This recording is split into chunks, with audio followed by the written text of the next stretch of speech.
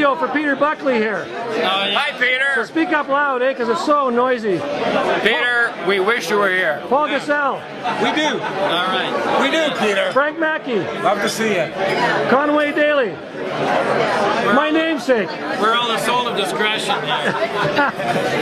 And behind the camera. Yeah, Mark Daly. There we go. Moving right along here. Video for Peter Buckley. We know David Gersovitz. Say something. Hey, how are you doing, Peter? We hope you're well. Keep well and enjoy Toronto.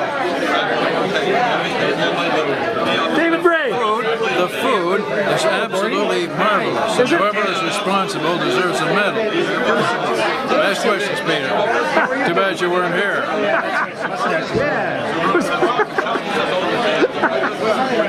Always, if he wasn't taking the pictures, I remember Peter was one of the kindest editors we had, because he'd sometimes just walk away and shake his head and go like this and say, I don't know.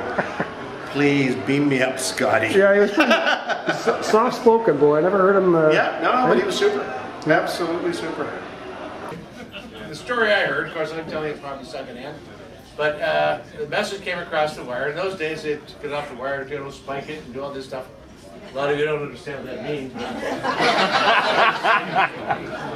And of course, the guy came in to start the next shift. They'd have to go through the whole thing and read what's been going on. So anyway, what happened was, not Daphne, but GP had written this note saying he was going to come to Montreal the next day. How weather underfoot, because they all kept saying the pricey, right? How weather underfoot. And of course, GP, who during the war lost a leg. Above the knee. So, the guy writes back by mistake, well, I don't know if it was by mistake or not. He said, it's raining, wear gouache.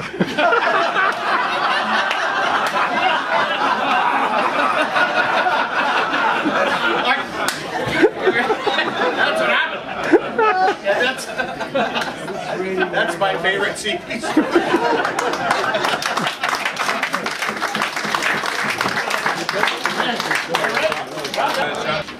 One more message from the left coast, from Chuck Studi and Deborah Phelan.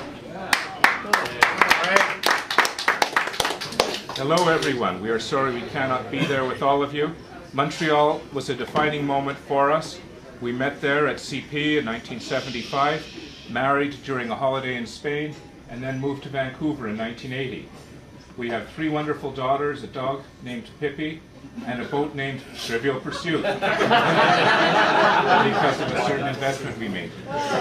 Memorable CP Montreal moments. Chuck says it was always difficult for him to get into the darkroom to process film. Yes, it was the olden days, because it was otherwise occupied by Doug Ball and his companion of the moment.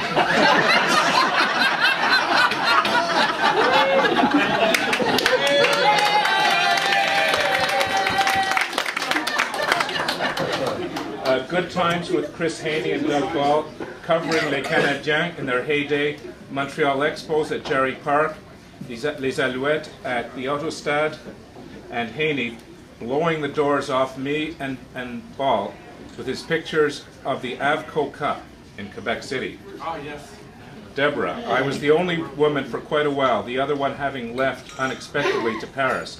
And Boris decided the Bureau needed at least one person of the female persuasion and hired me.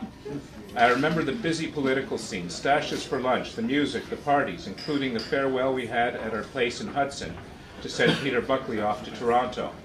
Our relationship was cemented after we covered a story together, one of the many Morgenthaler trials, and Chuck was detained for shooting pictures of the jurors while Deborah ran for the CP lawyers, all on a Saturday, unheard of these days.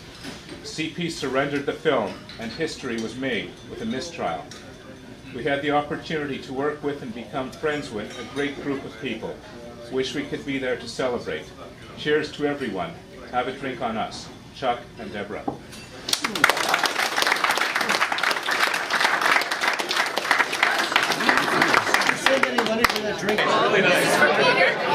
you for hiring me.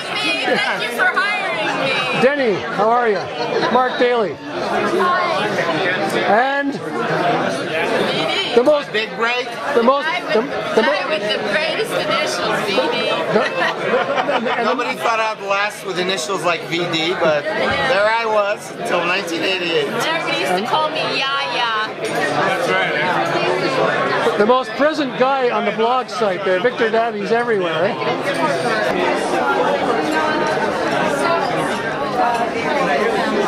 Alan Swift, I'm shooting some video for Peter Buckley here. Okay, well, hi Peter, it was great working for you, and we're really sorry you can't be here tonight.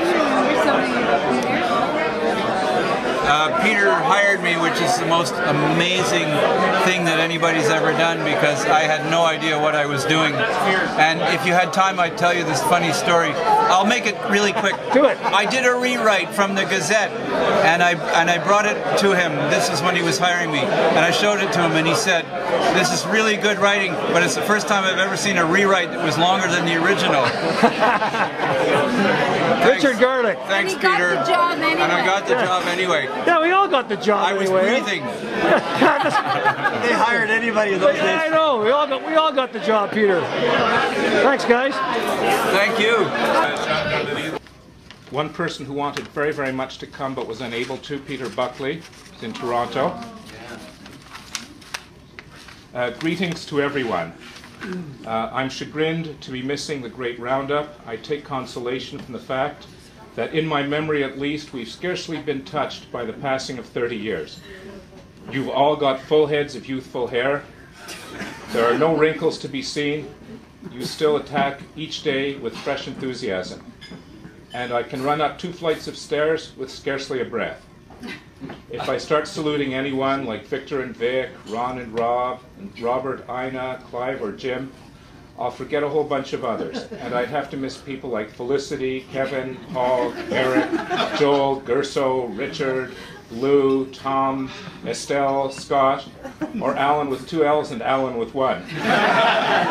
Or even Mark, Jeff, Chris, and Doug, and Chuck, Janice, Don, Denny, Pablo, Craig, Sarah, or Larry. And if I forgot them, my memory wouldn't be reliable enough to recall Sandy, Alex, Penny, Frank, Mary, or Sue. And even if I managed to recall all of them, I'd undoubtedly still miss someone else and regret it. So I won't even try. There were so many good people who came to that office in those years. You brought light to our lives and talent to our work. And I raise a glass to you all.